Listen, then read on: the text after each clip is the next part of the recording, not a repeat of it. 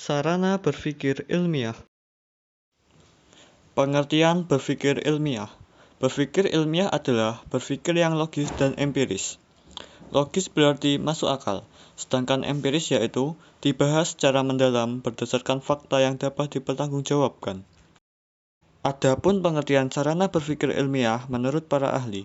Yang pertama, menurut Salam, berpikir ilmiah adalah proses atau aktivitas manusia untuk menemukan atau mendapatkan ilmu.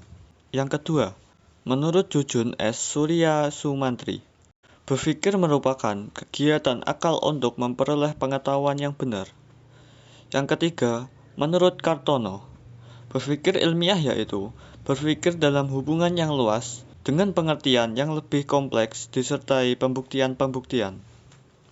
Yang keempat, menurut Eman Sulaiman, berpikir ilmiah merupakan proses berpikir atau pengembangan pikiran yang bersusun secara sistematis yang berdasarkan pengetahuan-pengetahuan ilmiah yang sudah ada. Macam-macam sarana berpikir ilmiah. Bahasa sebagai sarana ilmiah.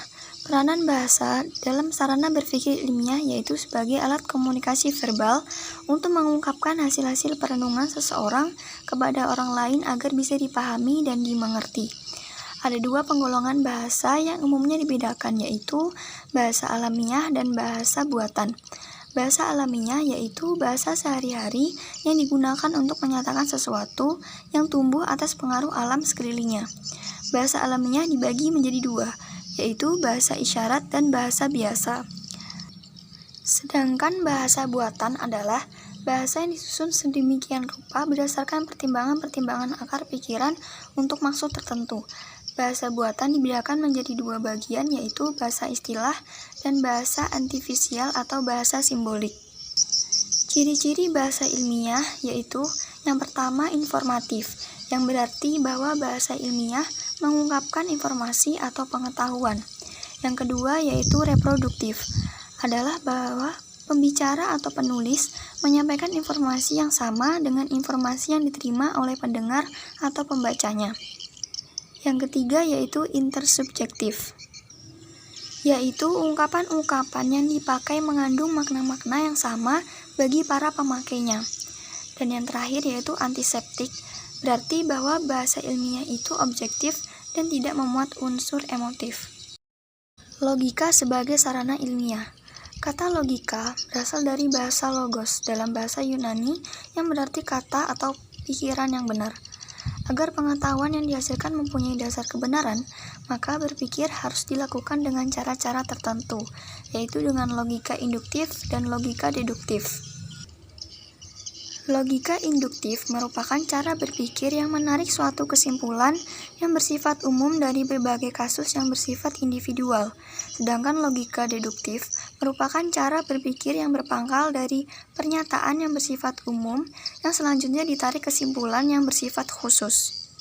Yang ketiga yaitu matematika sebagai sarana ilmiah.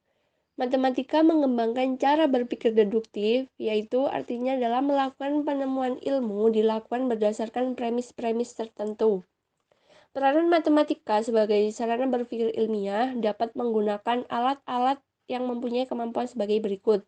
Yang pertama, menggunakan algoritma. Yang kedua, melakukan manipulasi secara matematika. Yang ketiga, mengorganisasikan data. Yang keempat, memanfaatkan simbol, tabel, dan grafik. Yang kelima, mengenal dan menemukan pola. Yang keenam, menarik kesimpulan. Yang ketujuh, membuat kalimat atau model matematika. Yang kedelapan, membuat interpretasi bangun geometri. Yang kesembilan, memahami pengukuran dan satuannya. Dan yang terakhir, yang ke-10, menggunakan alat hitung dan alat bantu lainnya dalam matematika seperti tabel matematika, kalkulator, dan komputer. Adapun kelebihan dan kekurangan matematika, yang pertama, kelebihan matematika adalah tidak memiliki unsur emotif dan bahasa matematika sangat universal. Yang kedua, kelemahan dari matematika sendiri adalah bahwa matematika tidak mengandung bahasa emosional atau tidak mengandung estetika, artinya bahwa matematika penuh dengan simbol yang bersifat artifisial dan berlaku di mana saja. Yang keempat yaitu statistika sebagai sarana ilmiah. Jika matematika merupakan sarana berpikir deduktif, maka orang dapat menggunakan statistika untuk berpikir induktif. Langkah yang ditempuh dalam berpikir induktif menggunakan statistika yaitu yang pertama, observasi dan eksperimen. Yang kedua, memunculkan hipotesis ilmiah. Yang ketiga, verifikasi dan pengukuran. Dan yang keempat, sebuah teori dan hukum ilmiah. Adapun peranan statistika dalam tahap-tahap metode keilmuan yaitu 1. Alat untuk menghitung besarnya anggota sampel yang akan diambil dari populasi. Yang kedua, alat untuk menguji validitas dan reliabilitas instrumen. Yang ketiga, teknis untuk menyajikan data-data sehingga data lebih komunikatif. Dan yang keempat, alat untuk analisis data seperti menguji hipotesis penelitian yang diajukan. Fungsi dari sarana berpikir ilmiah. Fungsi sarana berpikir ilmiah adalah membantu proses metode ilmiah. Tujuan dari sarana berpikir ilmiah. Tujuan sarana berpikir ilmiah adalah untuk memungkinkan kita melakukan penelitian ilmiah secara baik.